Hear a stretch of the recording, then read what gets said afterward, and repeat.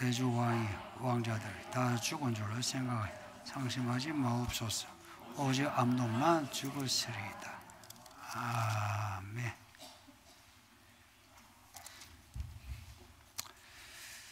성경은 다윗의 이야기를 많이 기록하고 있어요. 그 왕이 되기 전부터 왕으로 죽을 때까지. 그리고 다윗의 자손들 이야기도 대대로 기록하고 있습니다. 사무엘상, 사무엘하, 역대상, 다윗 이야기가 주류입니다. 그만큼 다윗이 중요하고요, 믿음이 좋은 사람이에요.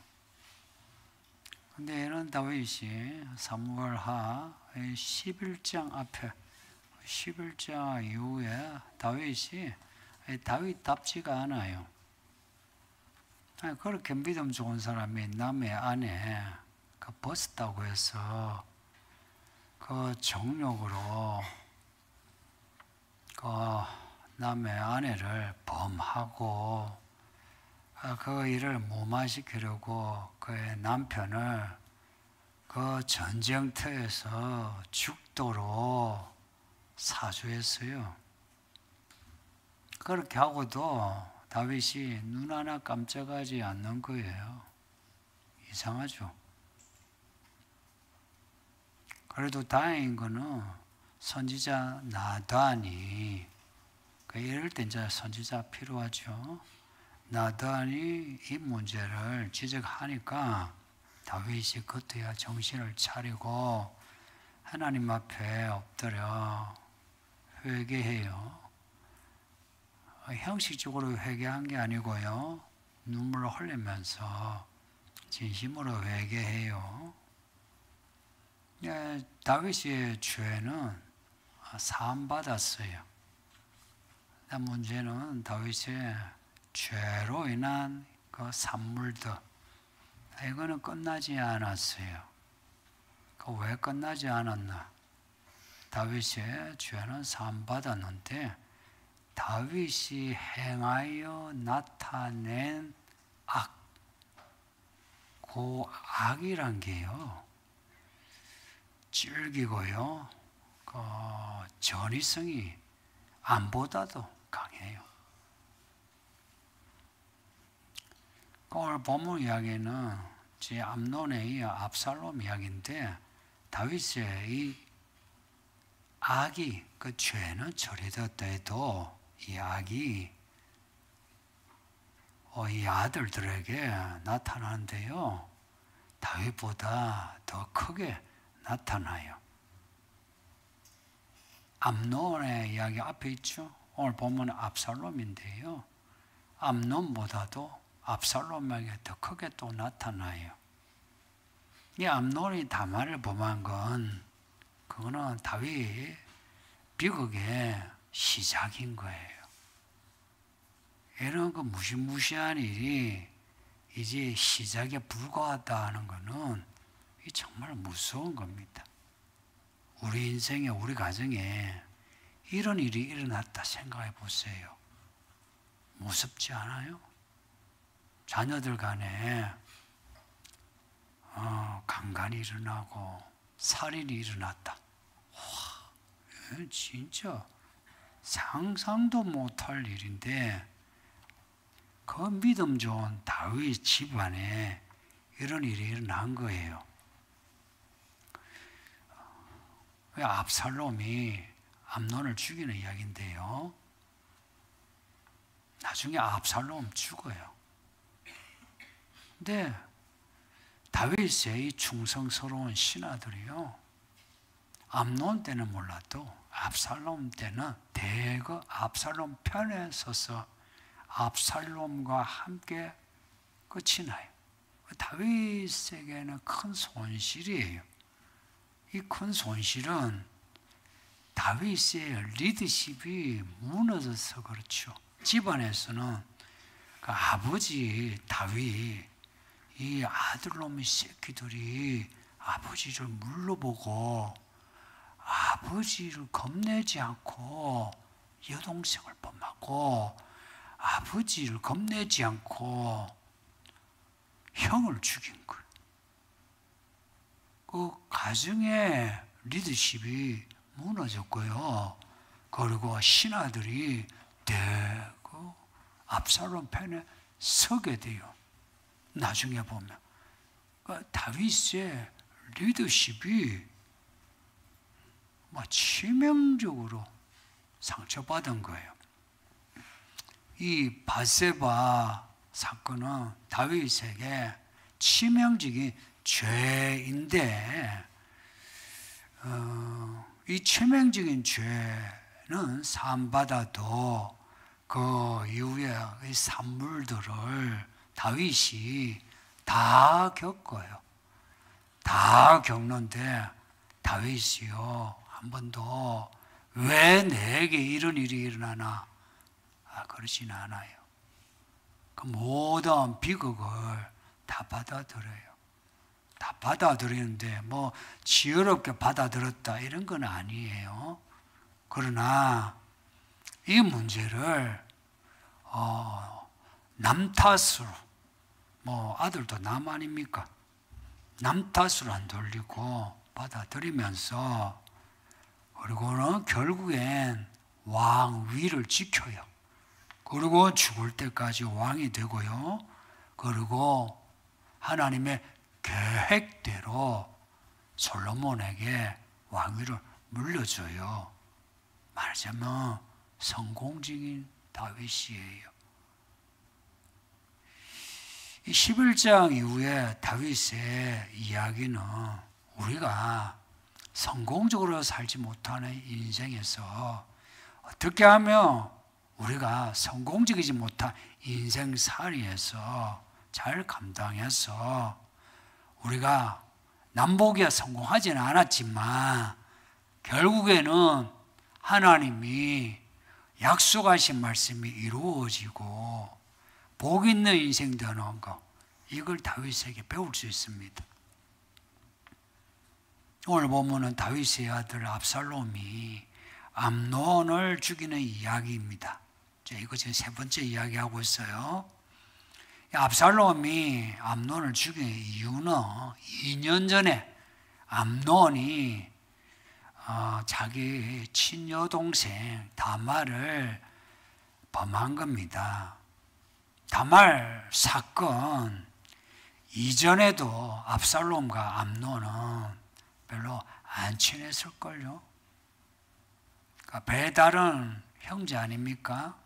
아버지가 왕이고 배다른 왕자들끼리 친할 수 없죠. 사우디 왕가의 왕자들 칼부림이 지금도 일어나잖아요. 그래 가깝지 않았을 건데 다말 사건 이후로 압살롬과 암논은 덩치고 살았을 겁니다.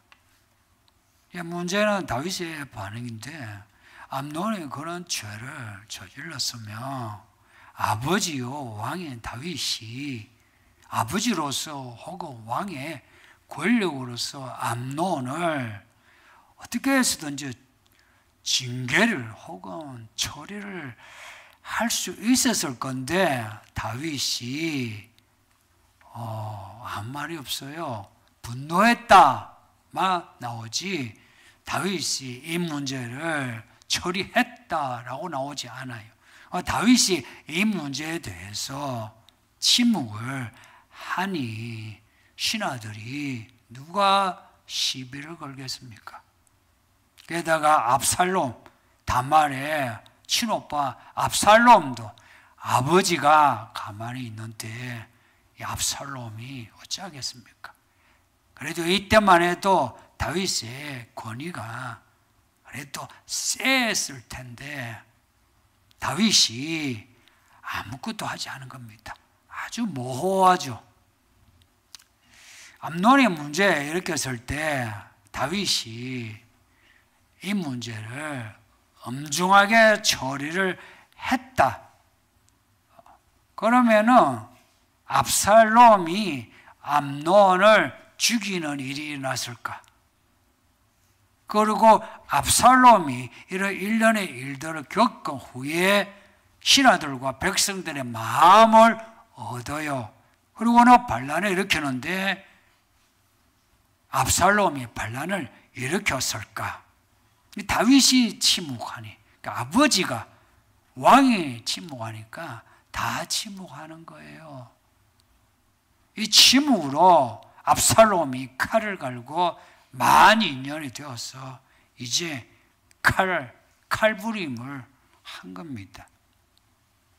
누군가 지은 죄에 대해서 자신만이 아니라 내 자녀와 혹은 이 교회 성도들의 죄를 가볍다 해서 혹은 널축이 껄끄럽다 해서 그거 덮어두고 있으면 그게 그냥 지나가는 게 아니에요. 잠복해 있다가 더 큰 죄로 혹은 그 죄가 폭력일 때 더 큰 폭력으로 여자를 범한 거하고 살인한 거하고 어느 게 더 큽니까? 살인죄가 더 큰 죄로 나타나요. 오늘 본문 보면 압살롬이 양털 깎는 일에 왕자들을 초대해요.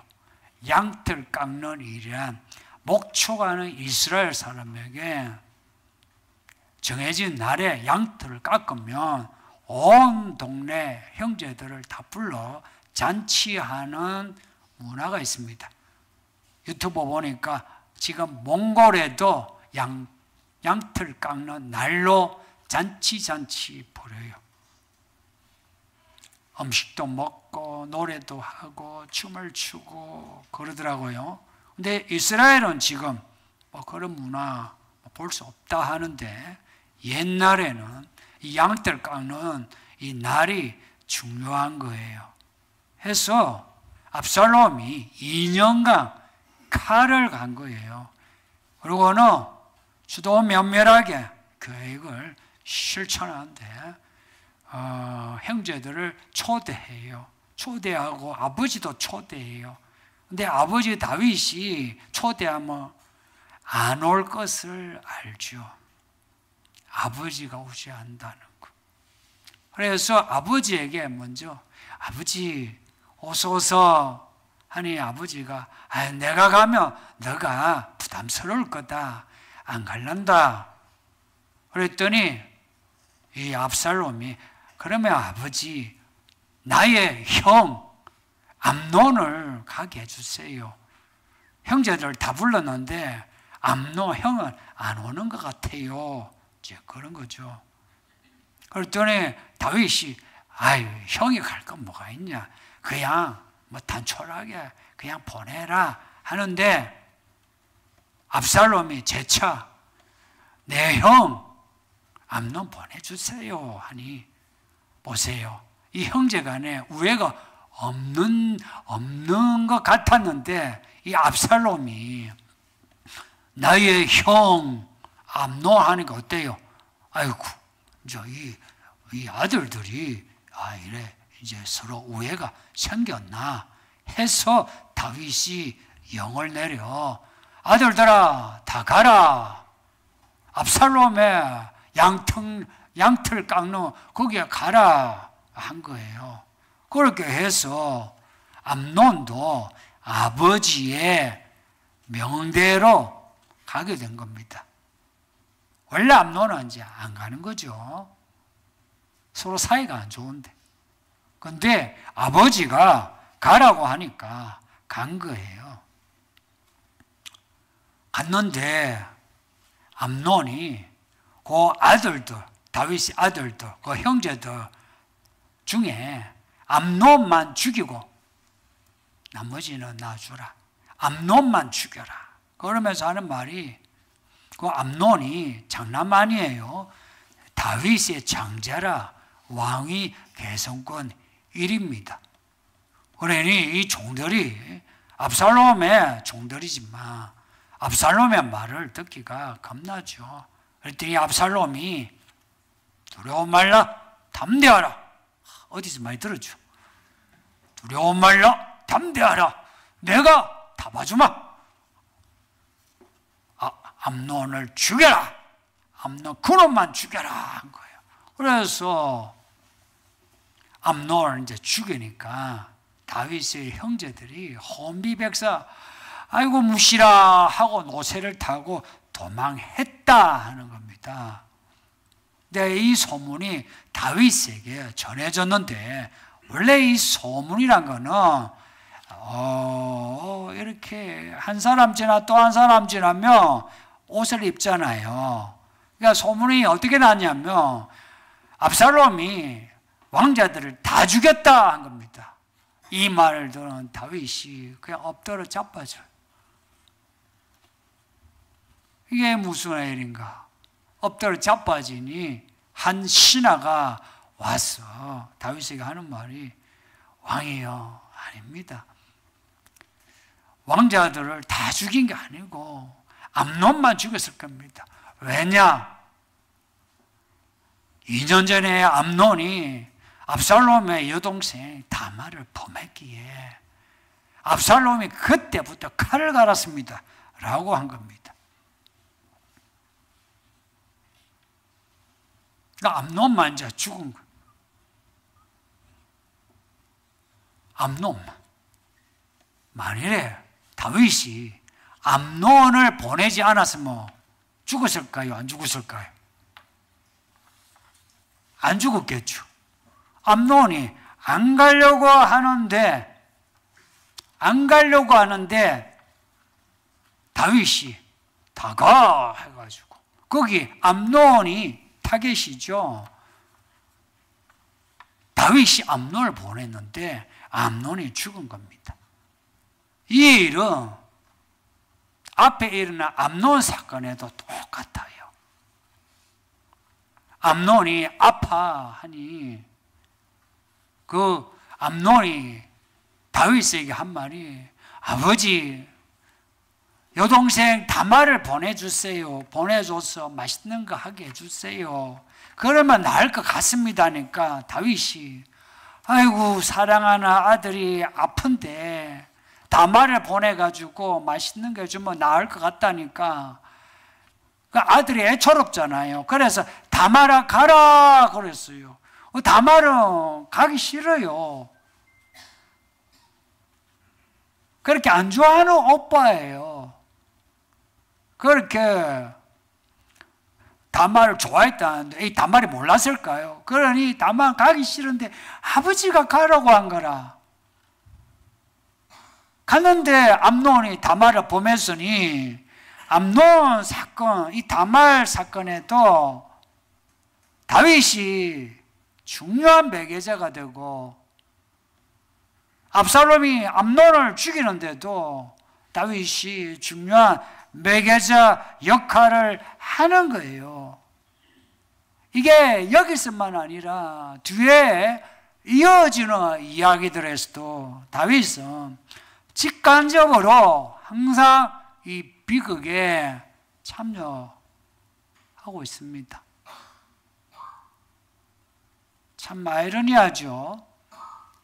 분명히 다윗은 자기 죄를 회개하고 하나님이 다윗을 용서하시고 새 마음 주셨는데 불구하고 다윗의 이 집안의 죄악은 거치지 않았고 그 죄 문제를 처리했다는 다윗이 직간접으로 들어가 있다. 고로 우리가 죄사함을 받은 거하고 그 후에 믿음으로 지혜롭게 사는 거 이거를 구분 잘해야 합니다.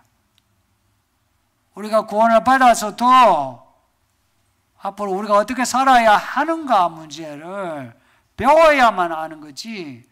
나 구원받아서 나 처리되었어. 하나님이 날 사랑하시고 나도 하나님 사랑해. 이걸로 끝나지 않는다 하는 겁니다. 이런 다윗의 모습은 다윗이 밧세바를 범한 후에 우리아를 죽이기 위해 요압을 매개자로 삼은 것과 겹쳐져요.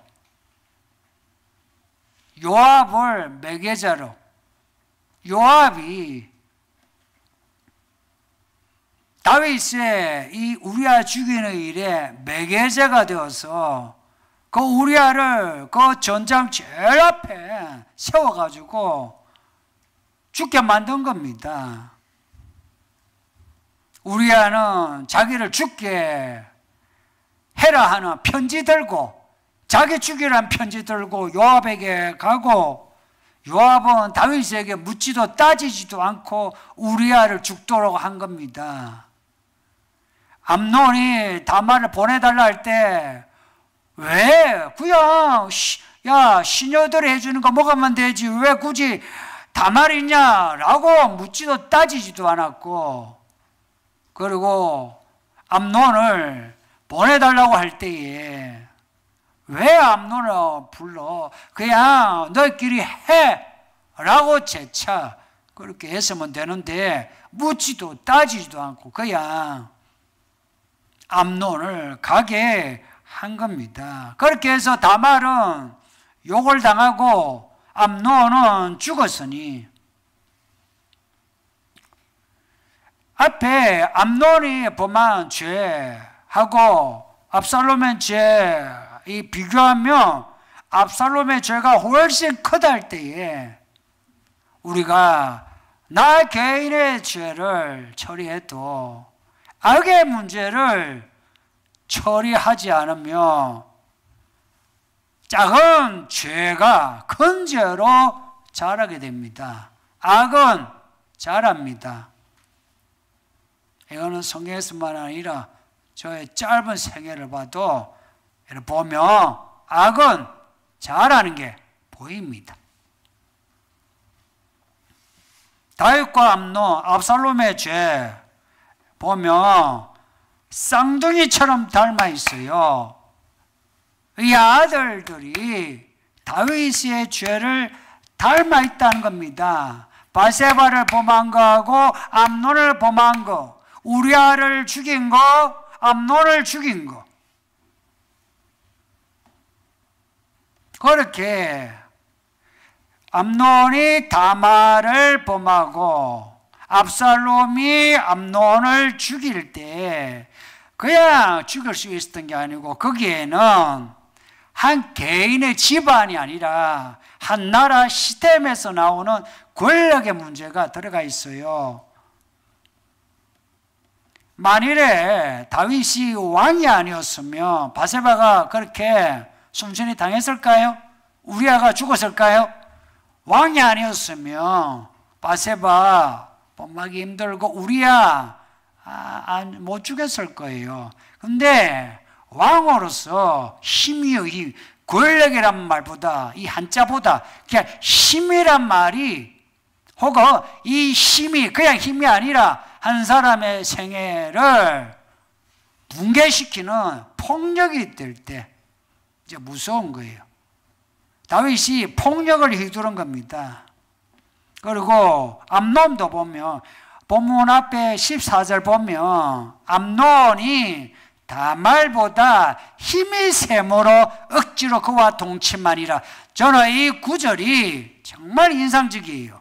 왜 이 구절을 힘이 셈으로 다말을 범했다? 맞죠? 남자니까 여자보다 힘이 세죠. 그런데 이 구절을 적었을 때는 왕이 다윗의 권력, 그 권력으로 휘두른 다윗의 죄, 거기에서 파생되어서 나타난 악, 이런 거예요. 보세요.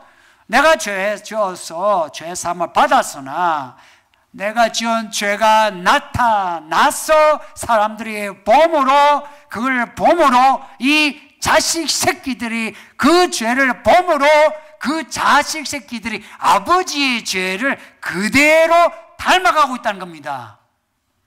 이걸 내림이라고 할 수 있는데, 제가 말하는, 내가 한 번씩 내림을 이야기할 때 여러분이 이 단어의 개념을 좀 잘못 알고 있는 것 같아요. 보통 내림은 유전적인 걸 말합니다. 근데 제가 말하는 내림은 유전적으로 아버지의 죄가 아들에게 전이된다, 이런 거 아니에요. 그거 아니에요. 근데 아버지 다윗이 바세바를 범하였잖아요.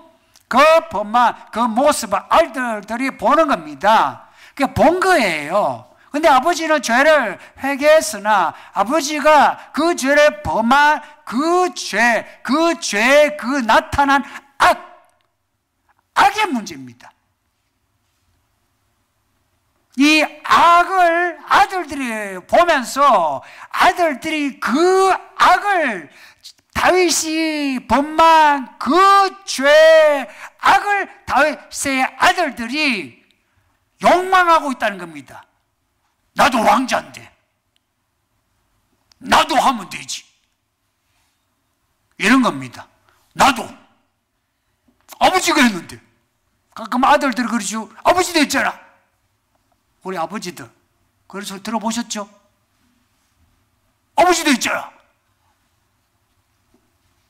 그 아버지는 그 죄로 눈물로 회개했거든. 지금도 마음 아파하거든. 근데 이 아들놈의 새끼는 그 죄에 나타난 악을 보고 아버지를 그랬잖아 이러고 있는 거라. 그리고 그 아들들이 그 아버지를 닮아가는 겁니다. 압살롬도 그래요. 압살롬이 자기 종들에게 한 말이 있죠. 야, 용기 내라, 담대하라, 암논을 죽여라. 내가 다 뒷배를 봐주마. 다윗이 그 왕권으로 한 여자를 범한 거 똑같이 암논이 힘으로 압살롬이 내가 왕자인데 야 나만 믿어 암논을 죽여. 모두가 다윗을 닮아 있어요.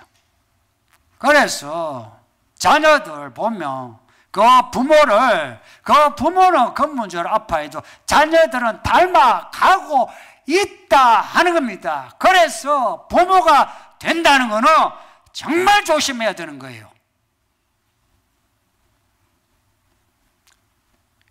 AS 하기 힘들어요. 또 하나 중요한 장면이 있는데 32절에 나오는 요나답입니다.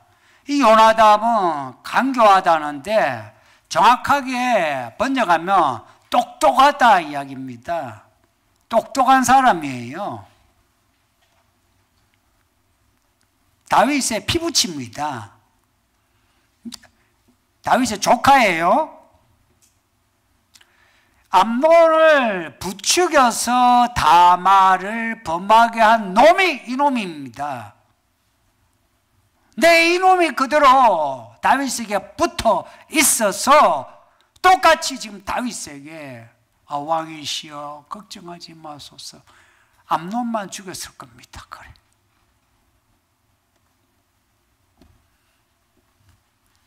다윗이 요나답을 옆에 둔 이유가 뭘까요? 요나답의 행적을 다윗이 모를 리 없을 건데 왜 요나답을 옆에 뒀을까요? 요나답이 다윗에게 필요하니까, 필요한 사람이니까. 이제 이게 우리가 살면서 조심해야 될 부분입니다. 아까 암논에 대한 치리, 징계 이야기했는데 이건 정의의 차원이에요. 우리가 정의의 차원에서 또 고린도전서 우리가 읽고 있잖아요. 교회에서도 가정에서도 이 죄악에 대해서 직설적으로 죄악을 대하지 않으면 그걸 그렇게 대하지 않으면 정의가 힘을 잃고 신리와 신령이 앞서게 됩니다. 한번 생각해 보세요. 정의의 문제하고 신리와 신령의 문제 어느 것이 우선입니까? 어떤 게 우선이에요? 그렇죠. 여기 앉아서는 정의가 우선이죠. 그런데 여러분이 동계산할 때는 뭐가 우선이 돼요? 신리와 신령이 우선이 돼요.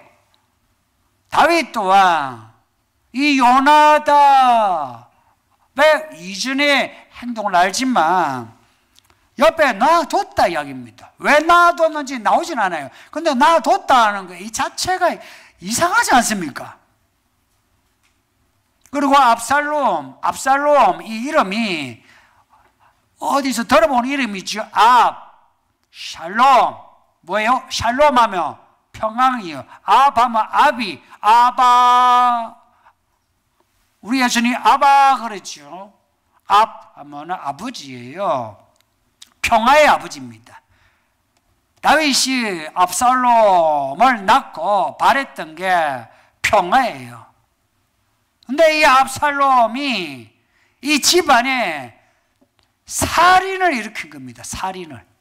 집안에 있는 첫 살인이에요. 이름은 압살롬이 했는데 이 압살롬에 의해서 이 집안에 피바람이 일어난 겁니다. 평안하고 피바람하고는 완전 반대죠. 우리가 죄를 지으면 그 죄로 인해서 하나님의 그 약속하신 복, 평안, 복 이게 뒤집어져 가지고 극단으로 저주가 되고 화가 됩니다. 그래서 교회 다니면서도 정말 비참하게 사는 사람들이 많습니다. 비참하게 사는 사람들이 너무 많아요. 그래서 내가 교회를 다니는데 왜 나에게 이런 일이 생기나 하고 아파하는 사람들이 많습니다. 그럴 때는 하나님의 뜻이 무언가를 생각해야 돼요. 생각을 하고 하나님이 나에게 왜 이러시나를 알아내야 합니다. 그걸 알아낸다는 것은 나의 죄와 직면해서 나를 불편하게 만드는 거예요. 근데 그 불편함을 내가 감수하지 않고 피하면 죄는 굴러가요. 악이 굴러가요. 그러나 그 죄 그리고 그 악과 직면해서 내가 이렇게 살았구나, 내가 못 살았구나, 내가 잘못했구나, 이로 인해서 내 자식에게 저런 일이 생겼구나 하고 마음 아파할 때에 우리가 당하는 모든 일들을 감수할 수 있고, 그리고 그 감수의 끝에는 욥의 해피엔딩처럼 인생이 해피엔딩입니다. 이거는 신비입니다. 왜 신비냐면 하나님이 주시는 결론입니다. 우리 힘으로 되는 게 아니고. 제가 이 문제를 사실 오래전부터 다루고 있어요. 오래전부터.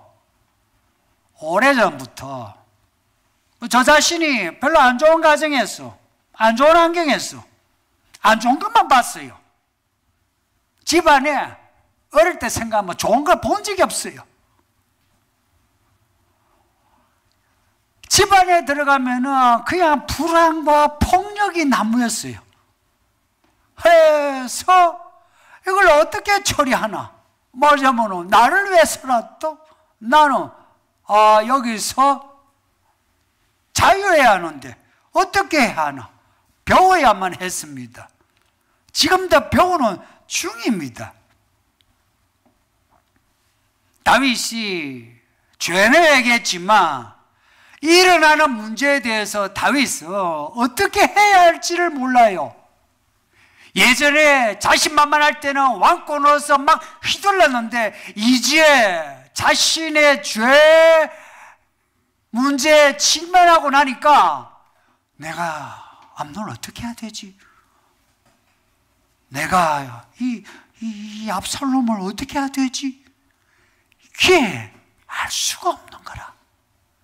알 수가 없는 중에 일은 저질러지고 엎어지고 확장되고 다윗은 더 많이 괴로워하고 더 많이 엎드려서 기도하게 되고, 그래서 겉으로 드러나는 일은 별로 해결되는 거 없는데, 그러나 다윗은 이 모든 문제를 감당할 만한 역량을 가지게 되고, 그리고 이 일들은 다윗의 손에 의해서가 아니고 하나님의 손에 의해서 이 문제들이 정리되어 가는 겁니다.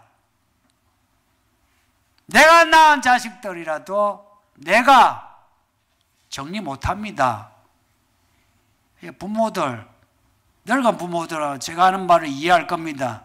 그리고 자녀들이 이제 청소년 지나면 조금 이해할 겁니다. 우리가 처리 못합니다. 그러니 애초부터 이 문제에 우리가 다뤄야 하고, 그리고 우리가 나이 들면서 어른이 되면서 이 문제를 다뤄가야 합니다.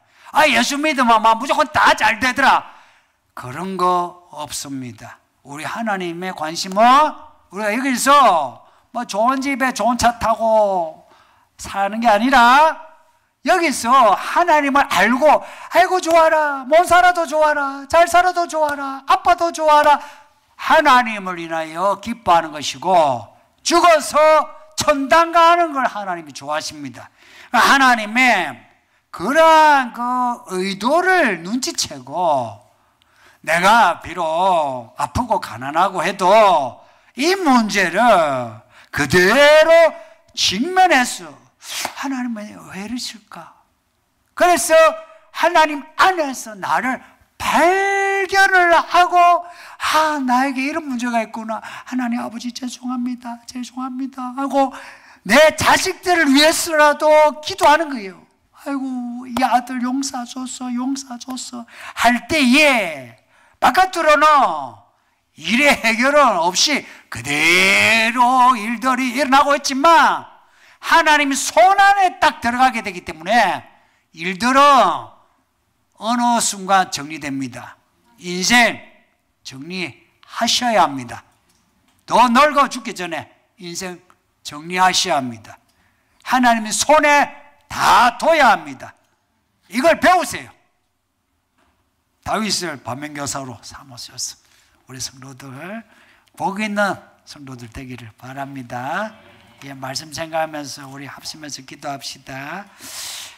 아버지 하나님 감사합니다. 이 금요일에 이렇게 이 밤에 놀지 아니하고 텔레비전 보지 아니하고 핸드폰 하지 아니하고 이 지하에 내려와서 예배하게 하시니 정말 감사합니다.